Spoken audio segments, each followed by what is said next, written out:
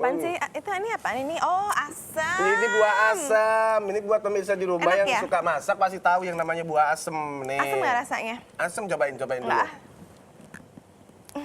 Iya Nggak kan? tahan, asam banget. Tapi sebenarnya kalau putih ini yang dimakan bukan buahnya pemirsa, udah sampai keluar, tapi bijinya.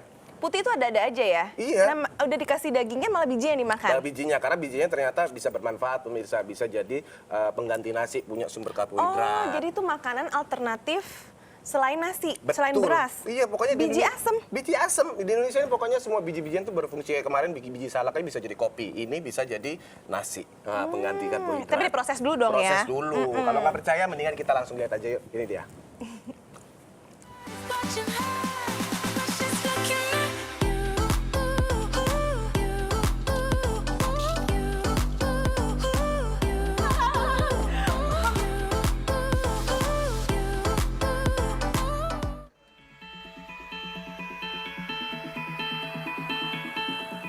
Hai pemirsa, pagi-pagi sekali saya sudah bergabung bersama warga desa Bipolo, Kupang, Nusa Tenggara Timur.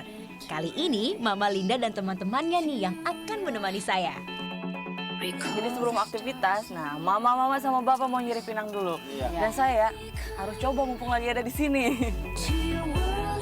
Cara memakannya cukup mudah. Buah pinang bisa langsung dikunyah. Sementara batang sirih harus dicampur terlebih dahulu dengan kapur sirih. Konon pemirsa, tamu asing akan lebih diterima jika mengunyah bersama si tuan rumah. Jadi sirih pinang ini adalah lambang persaudaraan.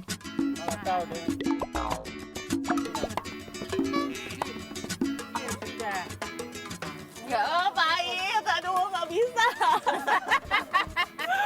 Aduh pahit. Langsung campur dengan sirih sudah. Ternyata rasanya pahit dan tampaknya lidah saya belum bisa menyesuaikannya. Sebenarnya ketika makan sirih pinang, air yang ada di mulut harus dibuang biar gak semakin pahit dan memabukkan.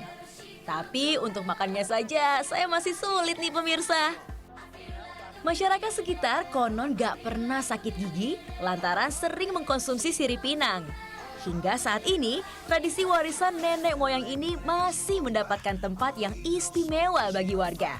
Meskipun gempuran modernisasi terus menghajar. Pahit. Ini lebih pahit dari obat rasanya. Nggak cocok sama mulut dan lidah saya sepertinya. Kalau gitu mendingan mama sama bapak dilanjut aja, saya lihat aja ya.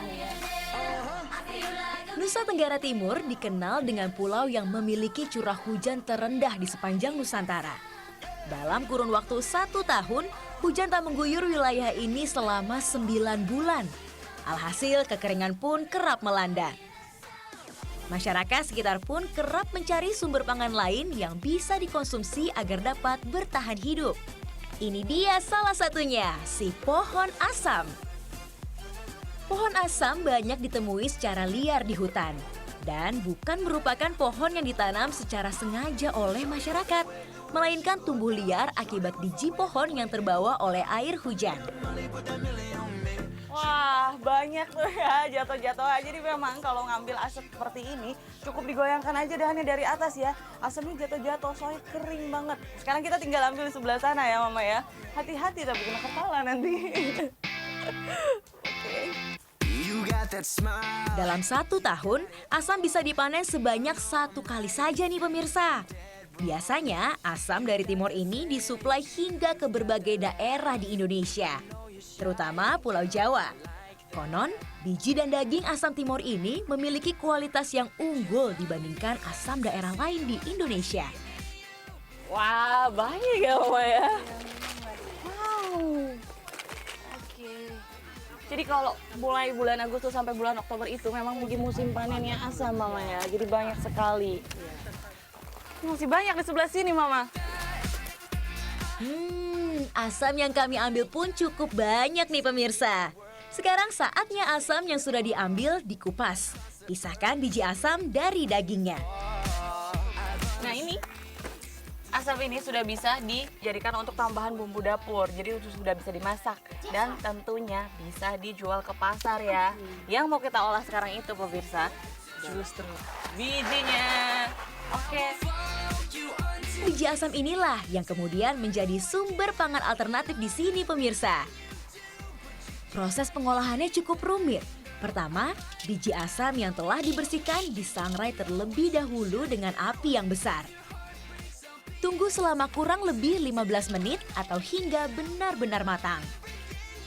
Wow, sudah matang ini ya. Hampir mirip dengan biji kopi. Apalagi kalau sudah matang seperti ini warnanya hitam.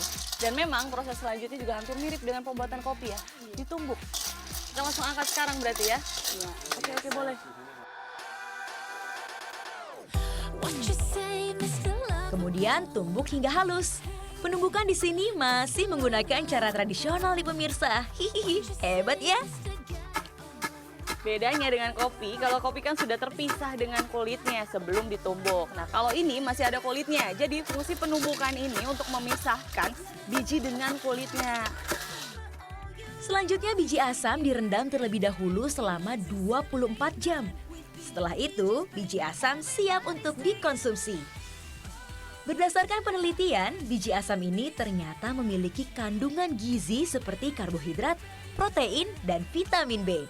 Jadi, tentunya mengkonsumsi biji asam ini juga bisa menyehatkan tubuh pemirsa. Seperti kacang dan rasanya juga seperti kacang. Enak banget. Kalau saya doyan nih dibandingkan dengan sirih pinang tadi, saya lebih doyan sama ini. Cocoknya dimakan sama kelapa.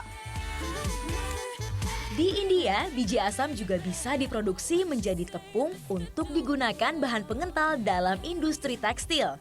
Sementara di Indonesia, belum ada pengolahan tepung biji asam ini pemirsa. Oke, olahan bijinya sudah. Sekarang saatnya menyantap olahan masakan dari asam. Di kawasan Tenau, ada menu kuah asam yang legendaris. Setiap harinya, tempat makan ini selalu ramai didatangi pengunjung. Proses pembuatan kuah asam tidak begitu sulit pemirsa. Siapkan asam yang sudah dicampur air, sambal, garam, dan serbuk kunyit. Oke.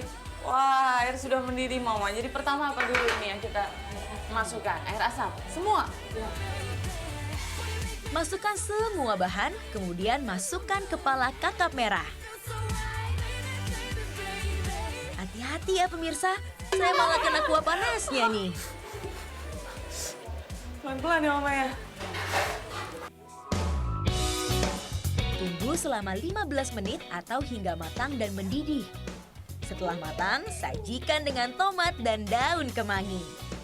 Saatnya santap asam kuah kakap merah. Seger ya. Saya yang spesial di sini karena menggunakan asam, bukan menggunakan jeruk. Jadi rasa asamnya tuh nendang banget, apalagi dipadu sama rasa pedasnya pas ya. Satu porsi kuah asam daging dijual dengan harga Rp15.000.